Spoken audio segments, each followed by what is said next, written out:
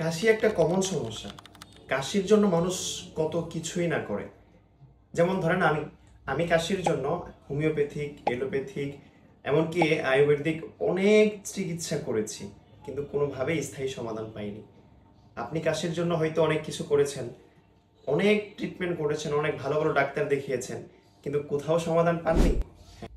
আল্লাহ তাআলা মানুষের শরীরের জন্য যত রোগ তৈরি করেছেন বা যত রোগ দিয়েছেন, প্রত্যেকটা রোগের সমাধান কিন্তু আল্লাহ তাআলা মানুষকে এই দুনিয়ার মধ্যে দিয়েছেন। প্রত্যেকটা রোগের চিকিৎসা আছে, সমাধান আছে। তবে হ্যাঁ, আল্লাহ তাআলা কখন কোথায় কোন মেডিসিনের মাধ্যমে, কোন গাছের মাধ্যমে, কোন লতার মাধ্যমে, কোন পাতার মাধ্যমে আপনার সমস্যার সমাধান করেন সেটা আল্লাহ পাক ভালো জানেন। তবে আপনাকে চেষ্টা করতে হবে।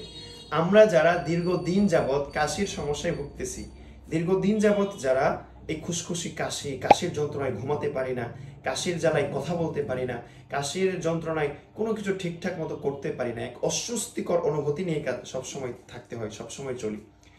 আল্লাহ পাক রব্বুল আলামিন আমাদের সমস্যারও সমাধান কোথাও না কোথাও রেখেছেন।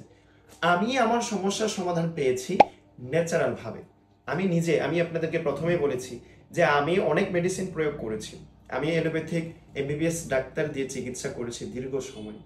আমি হোমিওপ্যাথিক প্রফেসর দিয়ে চিকিৎসা করেছি দীর্ঘ সময়, কিন্তু আমি কোনোভাবেই স্থায়ী সমাধান পাইনি।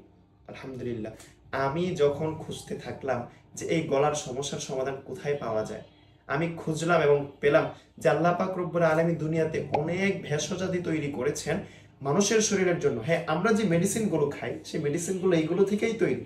তবে সরাসরি ন্যাচারাল যে উপাদানগুলো আছে, কোনো ধরনের কোনো ড্রাগস ছাড়া, কোনো ধরনের কোনো কেমিক্যাল ছাড়া, সেইভাবে যদি আমি নিজেকে সুস্থ করতে পারি সেই ন্যাচারাল উপাদান ব্যবহার করে, তাহলে এটা আমার জন্য অনেক বেনিফিট, আমার জন্য অনেক উপকার, অনেক লাভ।